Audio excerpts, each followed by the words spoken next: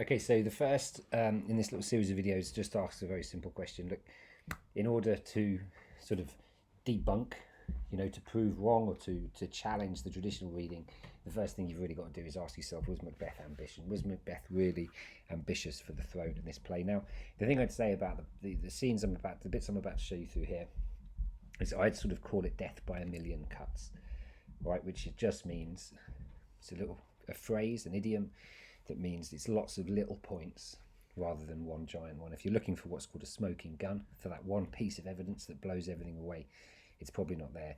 But if you look at the balance of the points that I'm making, it's pretty clear Macbeth was never ambitious for the throne.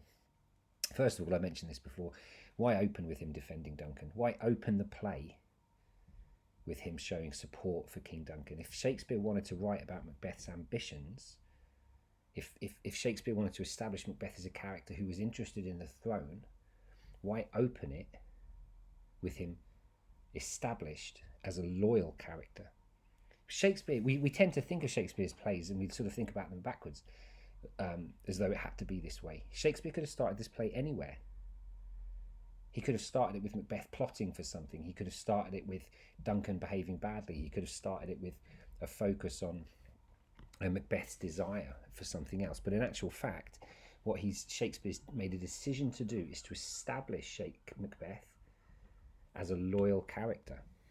Now, that requires a shift to take place at some point in the play. Something has to happen that changes Macbeth from being a loyal character to being a disloyal character. If you wanted to establish him as already ambitious for the throne, that's great. But what Shakespeare's done is he's established him as being loyal to Duncan.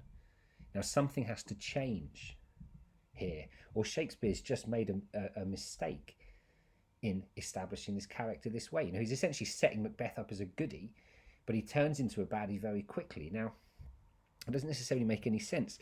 It's also interesting, Duncan didn't fight to protect his own crown. Macbeth won the crown for him, and I think this is so important. Macbeth fought in the battle. Macbeth won Duncan's crown. And in fact, Macbeth would have every reason to think he deserves the crown. It was Macbeth who won the battle against the Norwegians, the Thane of Cawdor. He was the one who charged his way to the front with his sword smoking with bloody execution and all that. And yet Macbeth never mentions in the act up to killing Duncan, he never mentions any resentment for that. He never says anything about how he deserves the crown because he won it. Yeah, if Macbeth wanted to talk himself into killing Duncan, this would have been an obvious excuse, and Shakespeare's not going to miss that. That the idea that a jealous soldier, would have wanted to take the crown off a king who doesn't do any fighting, that's a really, really obvious point to make. But Shakespeare doesn't do this. Macbeth is loyal to Duncan, and he's not resentful of the fact that he fought for Duncan. He loves Duncan. This sort of thing's really interesting. Actually, the next few slides, you can kind of pause them and you can look at the notes. I'm just going to go through them relatively quickly, or the presentation will go on forever. First off, if Macbeth was ambitious for the throne, right? The third witch says, "Hail, Macbeth, thou shalt be king hereafter." Banquo says, "Why do you seem to fear things that do sound so fair?" Straight away, Macbeth's response to being king is to fear it. He's afraid of this. He doesn't want this thing. Macbeth's not all at all. He's afraid of this.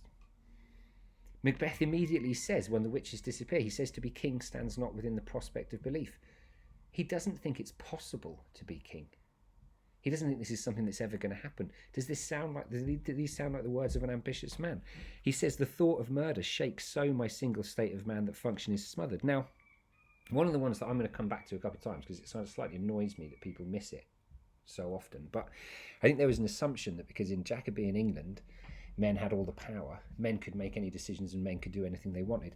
Actually, masculinity has always had very, very strict rules that all had their roots on the battlefield. They were all, that idea, what we now call toxic masculinity, loyalty to your brothers, bravery, not feeling emotion, all these things that were part of this image of what it was to be masculine was so important to Jacobean people because they fought in wars.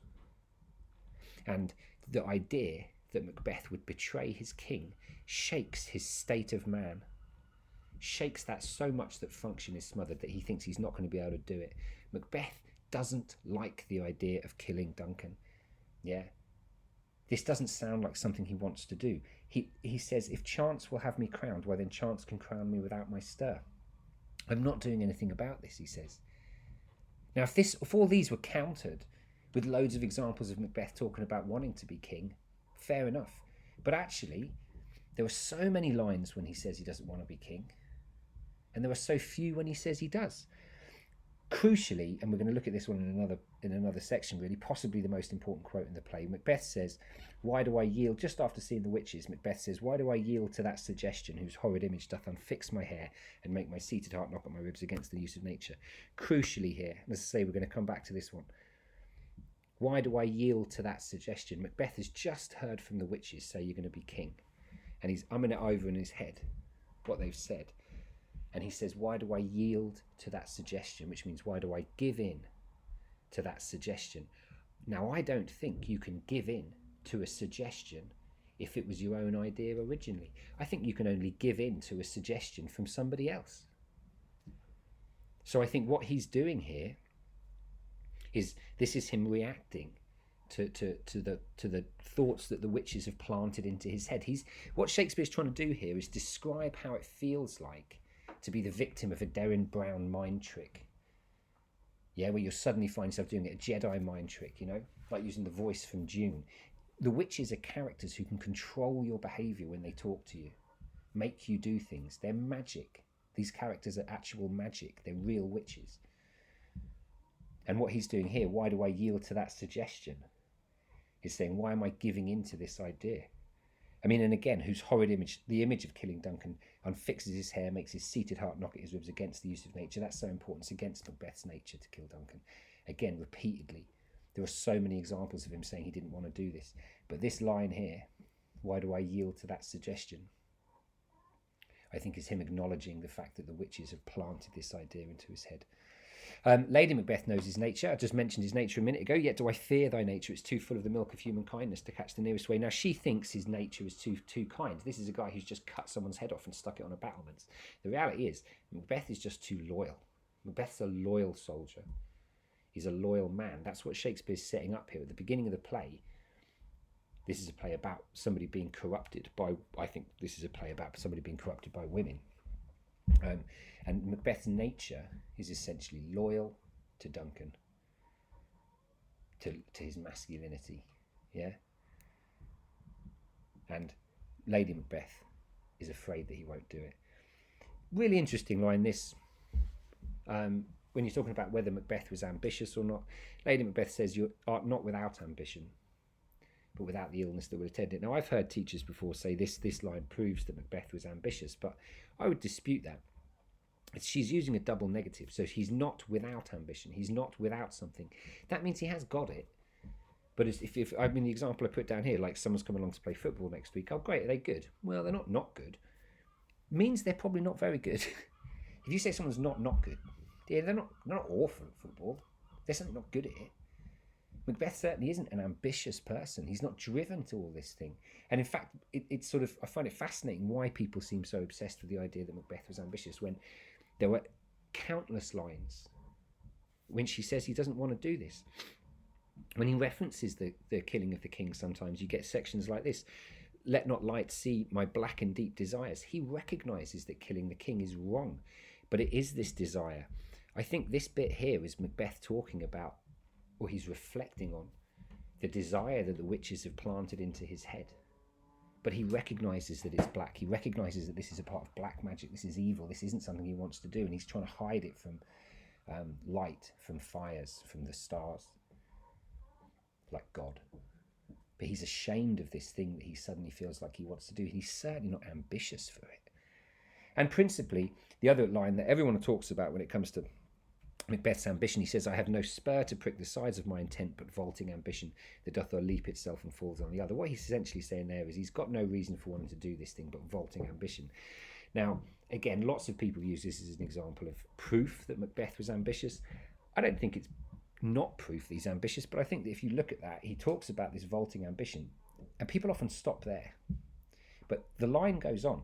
This vaulting ambition overleaps itself, it jumps too far and falls on the other. He knows this thing's going to fail. He knows it's not going to work. This speech in Act 1, Scene 7. And again, I'd go back over the video and pause it if you want to take some notes on it. But essentially, the whole of this bit here, the blue bit, is about reasons why he doesn't want to kill Duncan. And it's a soliloquy, so he's being honest. Yeah. The red bit at the bottom is where he says, well, the only reason I want to do this is vaulting ambition. And then the blue bit's like, actually, but it's not even going to work. Now, if I spoke to a friend of mine who spoke all this blue bit, and then at the end said, yeah, but maybe there's this thing, but even that won't work, I don't think this person wants to do the thing that they're talking about. Macbeth, this whole speech here is about reasons why he doesn't want to kill Duncan. Yeah, all the reasons on the top right corner of the screen there. He doesn't want to kill Duncan. Now, if he had an equivalent speech about the reasons why he did want to kill Duncan, then I'd agree with what a lot of teachers say when they say Worley's wrestling with his doubts. But this is not a man who's wrestling with his doubts. He's very clear he doesn't want to do this thing. And he eventually says, we shall proceed no further in this business. You cannot be clearer than that. The idea that Macbeth wants to kill Duncan doesn't make any sense to me. I mean, as a summary, he doesn't believe he can be king. Yeah, stands not within the prospect of belief. I'm not going to do anything about becoming king. If chance would have me crowned, then chance can crown me. I recognise that the desire to be king is evil. Yeah, my black and deep desires, and it's doomed to failure. Yeah, he's going to overleap itself and fall on the other.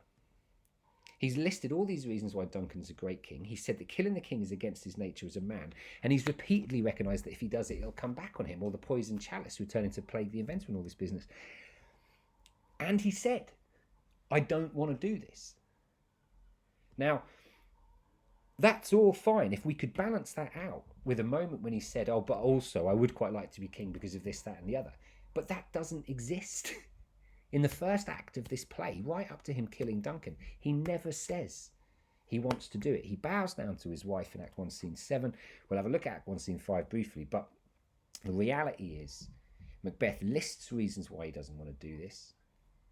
There are no reasons why he does. This is not someone exploring their doubts. This is someone who doesn't want to kill Duncan.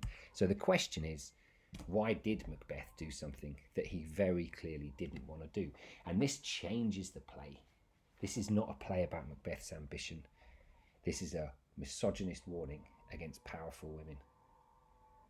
The powerful women who controlled Macbeth's behaviour and made him do something that he basically didn't want to do. Okay,